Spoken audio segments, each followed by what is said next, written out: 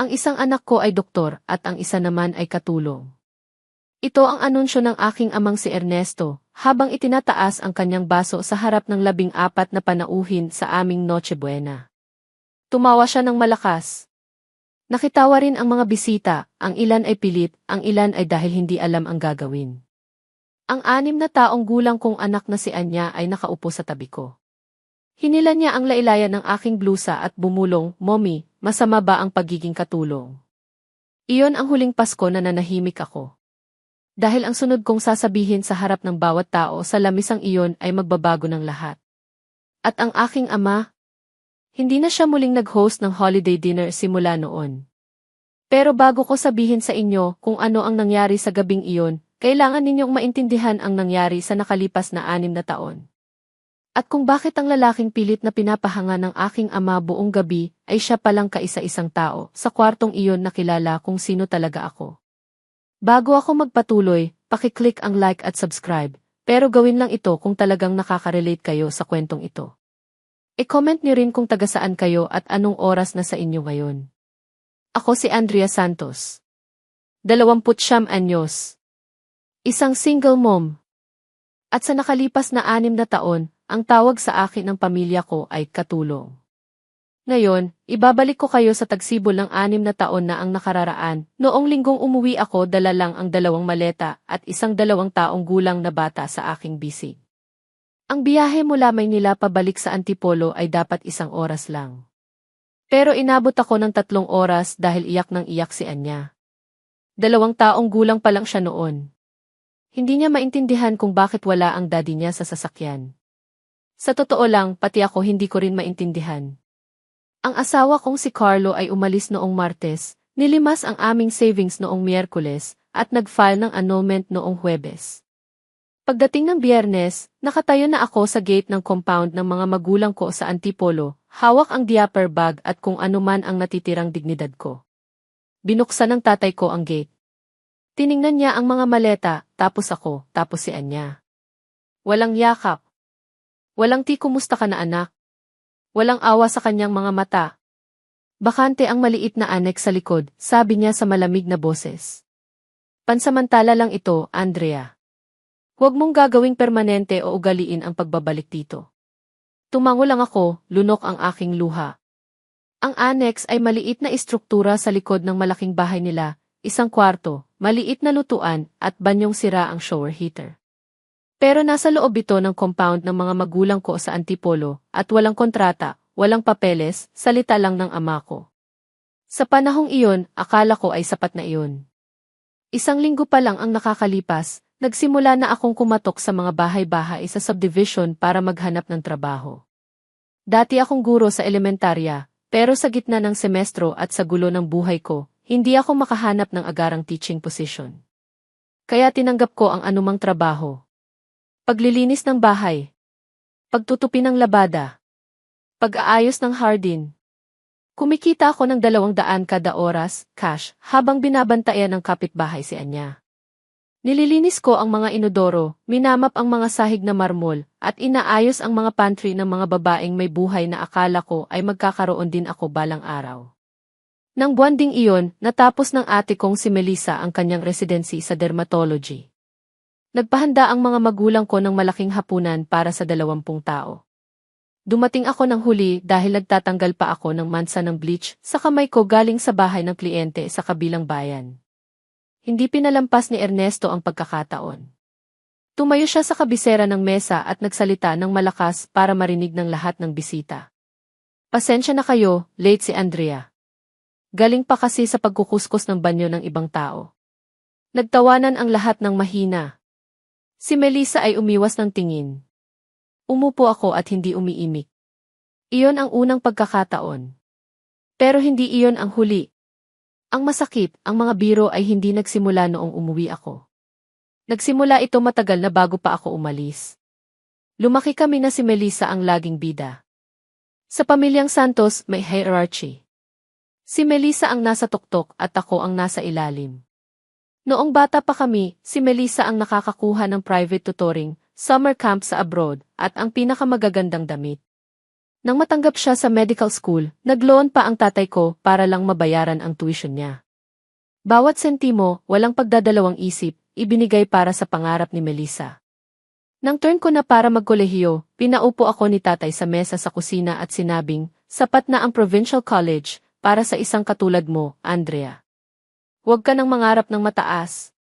Hanggang ngayon, naririnig ko pa rin ang mga salitang iyon kapag pumipikit ako. Pumasok ako sa isang state college sa Rizal. Ako ang nagbayad ng sarili kong matrikula sa pamamagitan ng pagiging student assistant at pagbebenta ng baked goods. Graduate ako ng may honors, pero walang dumalo sa graduation ko. Si nanay, busy sa pagtulong kay Melissa mag-empeke papuntang Maynila. Si tatay, may meeting daw sa Rotary Club. Kaya naman nang bumalik ako sa paglilinis ng bahay, hindi na bago sa akin ang pakiramdam na minamaliit. Pero may napansin ako habang naglilinis ako ng mga bahay sa mga exclusive subdivision sa Antipolo at Karatigbayan. Maraming may-ari ng bahay ang may vacation property sa Tagaytay at Batangas. Mga bahay na binibisita lang nila tuwing bakasyon o weekends. Ang mga bahay na ito ay nangangailangan ng higit pa sa paglilinis. Kailangan nila ng management. Kailangan ng mag-aasikaso ng hardinero, ng plumber, ng pest control, at ng paghahanda bago dumating ang mga may-ari. Walang gumagawa nito ng maayos. Nakita ko ang oportunidad. Nag-file ako ng business name sa SME, gumawa ng website gamit ang lumang laptop habang tulog si Anya, at pinangalanan ko ang kumpanya na Sampaguita Estates Management. Tunog malaki, pero sa totoo lang, ako lang iyon at ang aking sipag. Sa unang buwan, nakakuha ako ng 3 kontrata. Hindi pa kalakihan ang kita, pero totoo. Sinabi ko kay nanay ang tungkol dito. Nay, may 3 clients na ako. Nagsisimula na akong bumuo ng negosyo. Tumango lang si Linda habang naghihiwa ng sibuyas. Maganda yan, anak. Si Melissa nga pala, naimbitahan mag-speaking engagement sa Singapore next month.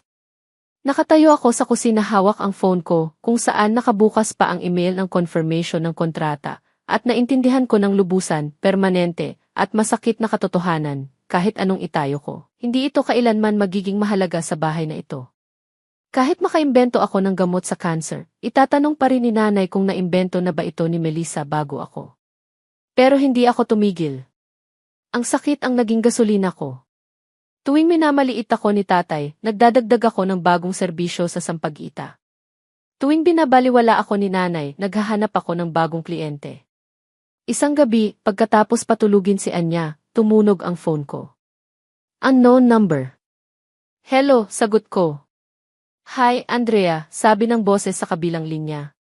Ako si Tita Gloria mo. Kapatid ng tatay mo. Kailangan nating mag-usap. Muntik ko nang mabitawan ang telepono. Sa pamilyang ito, ang pangalang Gloria Santos Mendoza ay bawal banggitin. May kapatid si Ernesto, pero sa kwento niya, patay na ito sa kanya. Nakipaghiwalay si Tita Gloria sa asawa niya 10 taon na ang nakararaan.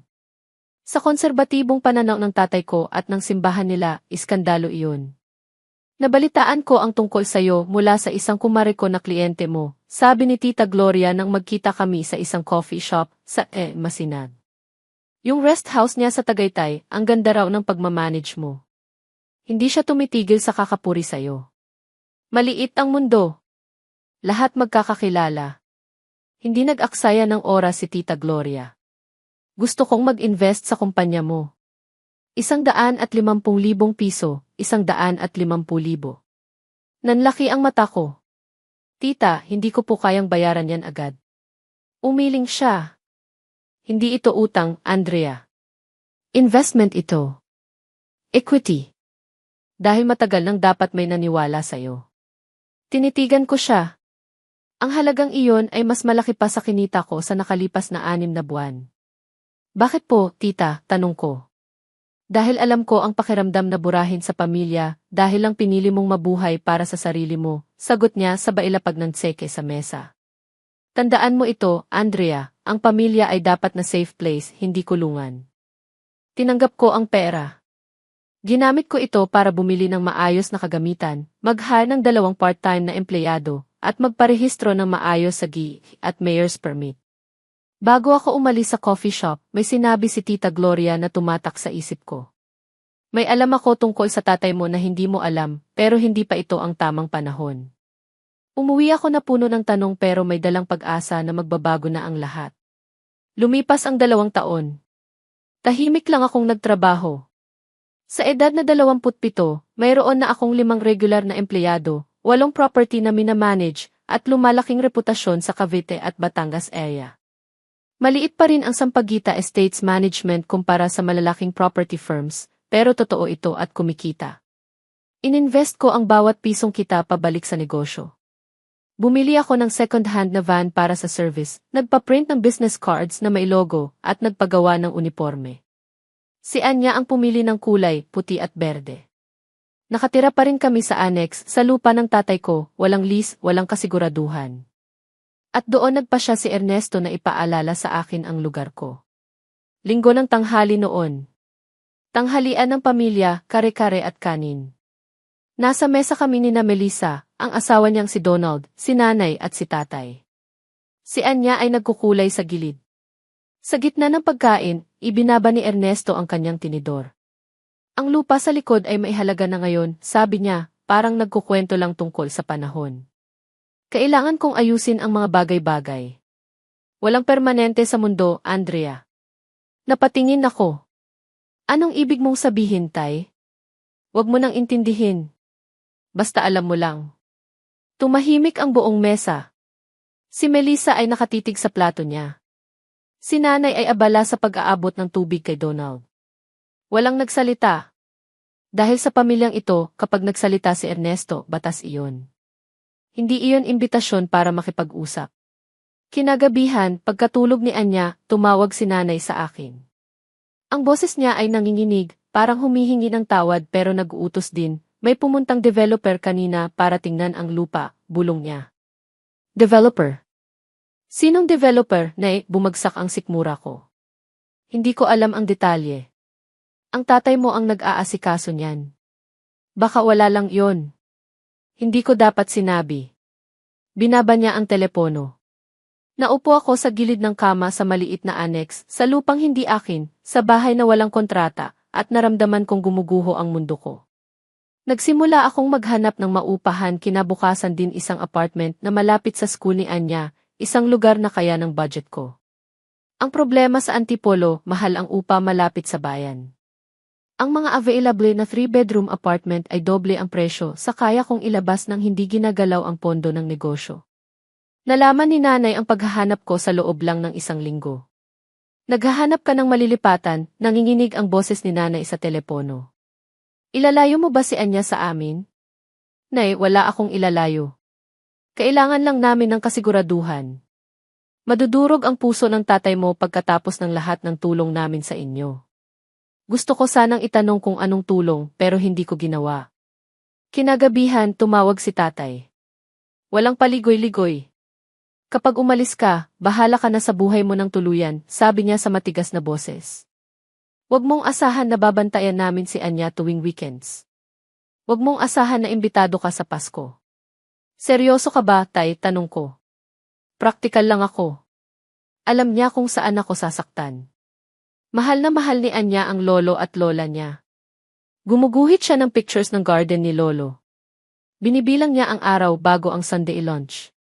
Kaya tumigil ako sa paghahanap. Hindi dahil mahina ako, kundi dahil ang pag-alis sa maling panahon ay makakasira sa lahat ng pinaghirapan ko. Sa bayan namin, iginagalang si Ernesto Santos. Kung aalis ako ng masama ang loob niya, ipapamalitan niyang iniwan ko sila. Ang walang utang na loob na anak. Ang kwentong iyon ay aabot sa bawat potensyal na kliyente. Kailangan kong maging matatag hanggang sa kaya ko nang tumayo nang hindi kailangan ang kahit ano mula sa kanila. Pero nagsimula nang magkalamat si Anya. Tinawagan ako ng teacher ni Anya isang Miyerkules. Si Teacher Cruz, mabait na guro sa grade 1. Tahimik si Anya sa lunch break, sabi niya. Tinanong siya ng mga kaklase niya kung anong trabaho ng mommy niya. Hindi siya sumagot. Yumuko lang siya at hindi kumibo. Nakaupo ako sa maliit na plastic chair sa classroom at naramdaman kong may nabasag sa loob ko. Ang anak ko, 6 na taong gulang, ay natututo ng ikahiya ako. Nang gabing iyon, tinanong ako ni Anya bago matulog, Mommy, gusto mo ba ang trabaho mo? Mahal ko ang trabaho ko, anak. Bakit? Hinalikan ko siya sa noo. Bakit lagi kasing nakakatawa si Lolo pag sinasabi niyang katulong ka? Tumulo ang luha ko pero pinunasan ko agad bago niya makita. Pinatay ko ang ilaw at lumabas ng kwarto. Hindi na ito tungkol sa akin. Ang mga biro ni Ernesto, ang pangmamaliit niya tuwing may okasyon, ay tumatagos na sa buto ng anak ko. Walang karapatan ang sinuman na iparamdam sa anak ko na ang ina niya ay hindi dapat ipagmalaki. Nang linggo ring iyon, may dumating na oportunidad sa email ko. Isang bagong luxury development sa Batangas, 12 vacation villas na nangangailangan ng full-service management. Ang may-ari ay naghahanap ng iisang firm na hahawak ng lahat. Ang halaga ng kontrata, higit sa 3 milyong piso, 3 kada taon. Sapat na para madoble ang kita ng kumpanya ko. Sapat na para makaalis kami sa compound ng may dignidad. Tinawagan ko si Tita Gloria. Takot din ang isang landlord, Andrea, at tumataas ang upa ng takot, sabi niya. Nang gabing iyon, tinawagan ko ang developer. Hello, Dante Alcantara of Alcantara Development speaking, sagot ng boses sa kabilang linya. Kalmado, profesional. Huminga ako ng malalim at nag-pitch. Hindi agad pumayag si Dante. Ipadala mo sa akin ang portfolio mo, sabi niya. Kaya ginawa ko. Bawat litrato, bawat recommendation letter, bawat maintenance report, inayos ko ng parang babaeng may gustong patunayan. Dahil meron naman talaga. 3 araw ang lumipas, tumawag ulit si Dante. Nagtanong-tanong ako, sabi niya. 3 magkakaibang may-ari ng property sa Tagaytay ang nagsabi ng parehong bagay. Kung gusto mo ng maayos na trabaho, Sampaguita Estates ang tawagan mo. Nagkita kami sa opisina niya sa Makati noong sumunod na Lunes. Suot ko ang kaisa-isa kong blazer na medyo amoy kabinet pa dahil minsan ko lang gamitin. Kinamayan ako ni Dante, tiningnan ako sa mata, at sinabing, ikaw ang hinahanap ko, Andrea. Simulan na natin ito. Pumirma ako ng 2-year management contract para sa 3 property muna bilang trial. Sa isang iglap, ang Sampaguita ay naging kumpanya na may totoong infrastruktura. Nag-hire ako ng 4 na bagong tao ng buwang iyon. At sa bahay naman, doon bumagsak ang isa pang problema. Ipinatawag ako ni Ernesto sa kanyang study room. Amoy tabako at lumang libro ang kwarto. Kailangan mong pumirma sa ilang papeles, sabi niya. Anong papeles, Tay? Isang kasunduan na aalis ka sa annex sa Marso. Marso? 4 na buwan na lang yon. Bakit? Dahil lupa ko ito, kaya ko gusto. Tinitigan ko ang dokumento sa mesa. May letterhead ng isang law firm, legal na lengguwahe, at nakalagay sa bold letters ang move-out date. Nakita ko rin ang pangalan ng law firm, isang commercial real estate firm, hindi ang family lawyer namin. May bibili ng lupa. Hindi ako pipirma ngayong gabi, sabi ko. Babasahin ko muna. Lumabas ako ng kwarto na nanginginig ang tuhod pero matatag ang loob. Kinabukasan, inimbitahan ako ni nanay magmeryenda. Ang approach ni nanay ay laging malambot na mas lalong nakakasakit. Stress ang tatay mo, simula niya habang naglalagay ng asukal sa kape. Hindi maganda ang takbo ng investments niya. Kailangan niyang ibenta ang lupa sa likod. Nay, bakit hindi niya ako kausapin ng maayos? Kausap ka naman niya. Hindi ka lang nakikinig. Si Melissa, hindi magiging ganito kahirap kausap. Si Melissa ay hindi nakatira sa maliit na bahay sa likod niyo, Nay. Exactly, sagot niya sabay tingin sa akin. Dahil si Melissa ay may narating sa buhay. Ang mga salitang iyon ay parang sampal. Hindi dahil masakit, kundi dahil nanggaling ito sa sarili kong ina. Tumayo ako at iniwan ang kape sa mesa. Nang gabing iyon, habang nasa porch ako ng annex, nag-text si Melissa. Pwede ba tayong mag-usap? Privately. Nagkita kami sa Starbucks sa Lipa, malayo sa Antipolo para walang makakita. Iba ang itsura ni Melissa. Walang ayos, walang hikaw. Ang tindig ng isang matagumpay na doktor ay napalitan ng pagod. Gusto ni Donald ng divorce, sabi niya matapos ang ilang minutong katahimikan. Kailan pa? July pa. Nagpapanggap lang kami nitong nakaraang 4 na buwan para sa parents. Bakit mo sinasabi sa akin? Tumingin siya sa kape niya. Dahil ikaw lang ang tao sa pamilyang ito na nakakaalam kung paano magsimula ulit mula sa wala. Hindi ko inasahan na tatamaan ako noon. Si Melissa, ang paboritong anak, ang laging bida sa kwento ni tatay, ay humihingi ng payo sa akin kung paano mabuhay. Gaano kalaki ang utang niyo? Tanong ko. Napapikit siya. 8 milyon, 8M. Kasama na ang loan sa med school at ang bahay. Si Donald ang nagbabayad lahat. Kung maghihiwalay kami, wala akong matitira. Binigyan ko siya ng number ng lawyer na tumulong sa akin noon. Isinulat niya ito sa tissue at itinago sa bag. Hindi ako naawa sa kanya, pero hindi rin ako natuwa. Pagod lang ang naramdaman ko. 2 anak na babae ng mga Santos, parehong wasak ang buhay pag-ibig, parehong naghahanap ng paraan para mabuhay. 30 buwan bago magpasko, tumawag ang isang journalist. Hi, Miss Santos. Ako si Carla Diaz mula sa Business World. Gumagawa kami ng feature tungkol sa mga young entrepreneurs sa Calabarzon area. 3 beses lumabas ang pangalan mo sa recommendations. 3 magkakaibang tao ang nagrekomenda sa akin. Pumayag ako sa interview sa isang kondisyon, huwag babanggitin ang pamilya ko. Gusto ko, tungkol ito sa negosyo. Lalabas ang issue sa linggo ng Pasko, sabi ni Carla. Ang timing ay parang tadhana. Hindi ko sinabi kay tatay. Hindi ko sinabi kay Melissa. Si Tita Gloria lang ang pinagsabihan ko. Magiging interesting na Pasko ito, tawa niya sa telepono. Sa unang pagkakataon sa loob ng 6 na taon, may nagtatanong tungkol sa trabaho ko, hindi bilang biro, kundi bilang kwento ng tagumpay. Dala-dala ko ang pakiramdam na iyon, isang maliit na apoy sa dibdib ko na naghihintay sumiklab. 2 linggo bago magpasko, nasa kusina ako ng may in-house tumutulong kay nanay nang pumasok si tatay. Mukhang mayabang, hawak ang cellphone na parang tropeo.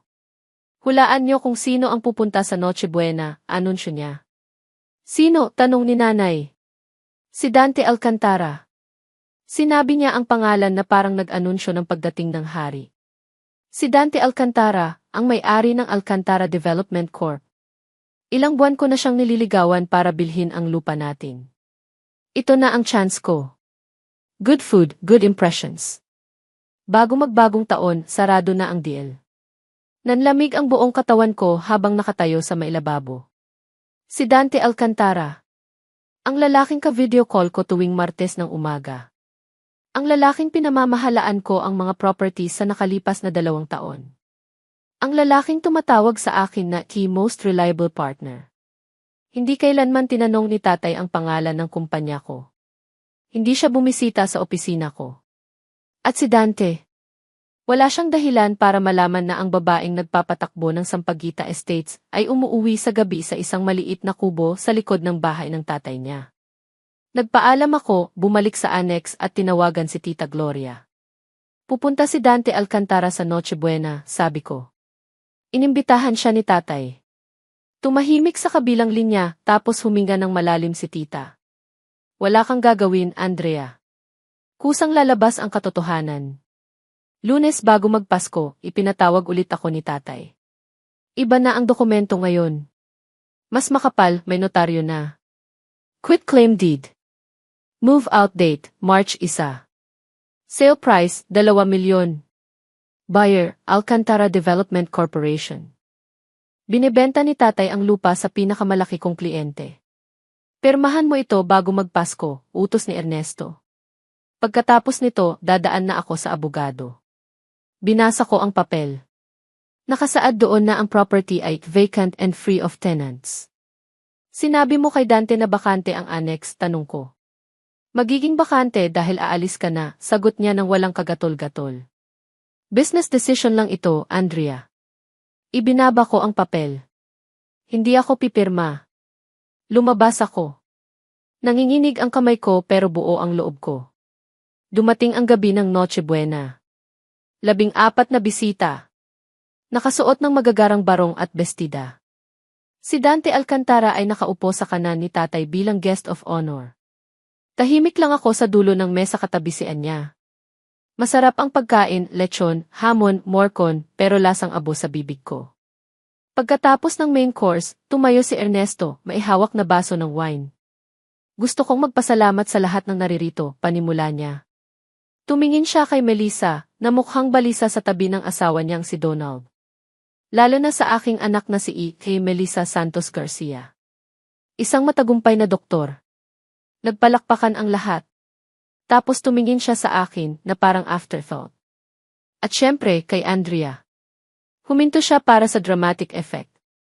Alam niyo naman ang mga anak ko, parang langit at lupa. Ang isa doktor, ang isa naman katulong. Tumawa siya. Tumawa ang mga bisita. Si Dante ay ngumiti ng magalang pero nakakunot ang noo, parang may iniisip. Hinilanian niya ang laylayan ng damit ko. Mommy, masama ba ang pagiging katulong? Ang boses ng anak ko ay narinig sa buong kwarto. Tumigil ang tawanan. Tumingin ako kay tatay. Tumingin ako kay nanay na nag-iwas ng tingin. Tumingin ako kay Melissa na nakayuko. At tumingin ako kay Dante na nakatitig sa akin ng may pagtataka. Tumayo ako. Tama na, sabi ko. Mahina pero dinig ng lahat. Anong sabi mo? Tanong ni tatay, halatang iritado na nasira ang moment niya. Sabi ko, tama na. 6 na taon kong tiniis na tawagin mo akong katulong, tay. 6 na taon kong pinalampas ang mga biro mo dahil nire-respeto kita bilang ama. Pero ngayong gabi, sa harap ng anak ko, tinapos mo na ang natitirang respeto ko. Huwag kang gumawa ng eksena dito, Andrea, saway ni nanay. Umupo ka. Hindi, nay. Hindi na ako upo. Tumingin ako kay Dante. Alcantara, magandang gabi po. Pasensya na kung hindi ko nasabi sa inyo na Santos ang maiden name ko. Nanlaki ang mata ni Dante. Tumayo siya ng dahan-dahan. Andrea. Ikaw ang anak ni Ernesto. Ako nga po. At para sa kaalaman ng lahat sa mesang ito. Humarap ako sa mga bisita. Mayroon akong kumpanya. Sampaguita Estates Management. Namamahala ako ng 15 luxury properties sa Tagaytay at Batangas. Mayroon akong 12 regular na empleyado. At ngayong taon, ang kumpanya ko ay kumita ng 8 milyong piso, 8. Napasinghap ang isang tita ko. Namutla si Ernesto. Nagsisinungaling siya, sabi ni tatay, pero mahina na ang boses. Hindi siya nagsisinungaling, sabi ni Dante. Ang boses niya ay seryoso, malamig. Humarap siya kay tatay. Ernesto, hindi mo sinabi sa akin na ang anak mo pala ang nagpapatakbo ng Sampaguita. Siya ang isa sa pinakapinagkakatiwalaan kong operator sa rehiyon. Lalo pang namutla si tatay. At isa pa, patuloy ni Dante, sinabi mo sa akin na bakante ang annex sa likod. Na walang nakatira doon. Pero ngayon nalaman ko na doon pala nakatira ang sarili mong anak at apo. At plano mo silang palayasin para ibenta sa akin ang lupa. Dante, business lang di. Nautal na si tatay. Sa akin, Ernesto, ang business ay tungkol sa integridad. At mukhang wala ka noon. Sa sandaling iyon, bumukas ang pinto sa harap. Pumasok si Tita Gloria, suot ang pulang dress, hawak ang isang kopya ng Business World magazine. Magandang gabi sa inyong lahat, bati ni Tita Gloria. Lumapit siya sa mesa at inilatag ang magazine sa tapat mismo ni Ernesto. Sa cover, nandoon ang mukha ko, naka-blazer, nakangiti, mukhang propesyonal. Ang headline, Sampaguita Estates, paano bumuo ng 8 negosyo dangi isang single gem mula de wala. Kinuha ni Dante ang magazine. Tiningnan niya ito, tapos tumingin sa akin ng may paghanga. Congratulations, Andrea, sabi niya. Nararapat sa'yo ito. Ang mga bisita ay nag-uunahang makita ang magazine. Ang mga dating tumatawa sa akin ay ngayon ay nakatingin ng may pagkamangha at hiya. Si Melissa ay umiiyak na ng tahimik. Si nanay ay nakatulala. Si tatay ay nakaupo lang, parang na-stroke, hindi makagalaw. Ang imperyong itinayo niya sa pamamagitan ng kayabangan at panlilinlang ay gumuho sa loob ng 5 minuto. Alcantara, sabi ko. Aalis kami ni Anya sa annex sa katapusan ng buwan. Hindi niya na kailangang mag-alala sa amin. Hindi, sagot ni Dante. I'm pausing the deal, Andrea. Hindi ko bibilhin ang lupa ng tatay mo kung nangangahulugan ito ng pagpapalaya sa'yo. At kung sakaling magbago ang isip ko, ikaw ang kakausapin ko, hindi siya. Humarap siya kay tatay. Ernesto, aalis na ako. Nawalan na ako ng gana. Sumunod ang ibang bisita. Isa-isa silang nagpaalam, hindi makatingin kay tatay. Naiwan kaming pamilya sa dining room na puno ng pagkain na walang gagalaw. Nilapitan ko si Anya, binuhat siya. Halika na, anak. Uwi na tayo. Saan tayo uwi, mommy? Sa totoo nating tahanan. Kung saan walang mananakit sa atin. Tumingin ako kay Melissa. Tumawag ka sa akin bukas, sabi ko. Tumango siya, luhaan. Hindi ko na tiningnan sina nanay at tatay. Lumabas kami ni Tita Gloria at Anya sa malaking bahay na iyon, at sa unang pagkakataon, hindi mabigat ang pakiramdam ko. Ang hangin ng Pasko ay malamig, pero ang puso ko ay mainit. Kinabukasan, araw ng Pasko, nagsimula kaming mag-empeke. Pero hindi ito pag-empeke ng takot, kundi ng pag-asa. Noong Enero, lumipat kami sa isang townhouse sa Cainta. 3 kwarto, may maliit na garden para kay Anya, at higit sa lahat, nakapangalan sa akin. Ang Sampaguita Estates ay lalo pang lumago matapos lumabas ang article. Dumoble ang kliyente ko.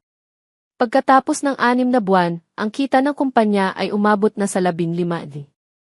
Si Melissa ay tuluyan ng nakipaghiwalay kay Donald. Mahirap, masakit, pero tinulungan ko siya. Binigyan ko siya ng trabaho bilang consultant sa wellness aspect ng mga vacation properties namin para may extra income siya habang inaayos ang finances niya. Sa wakas, nagkaroon ako ng kapatid na totoo, hindi yung imahe lang ng kapatid. Si nanay, patuloy pa rin sa pagiging martyr, pero hindi na siya tumatawag para mag-utos. Tumatawag siya para mga musta at minsan, sapat na iyon. Si tatay, nawala ang respeto sa kanya ng komunidad. Kumalat ang kwento sa Rotary Club at sa parokya. Tinanggal siya sa mga komite. Ang taong nabuhay para sa imahe ay namatay sa sarili niyang lason. Hindi natuloy ang benta ng lupa kay Dante. Nanatili itong bakante at hindi napapakinabangan, parang monumento ng kanyang kasakiman. Isang hapon noong Marso, nakatanggap ako ng sulat. Walang return address, pero kilala ko ang sulat kamay. Binuksan ko ito.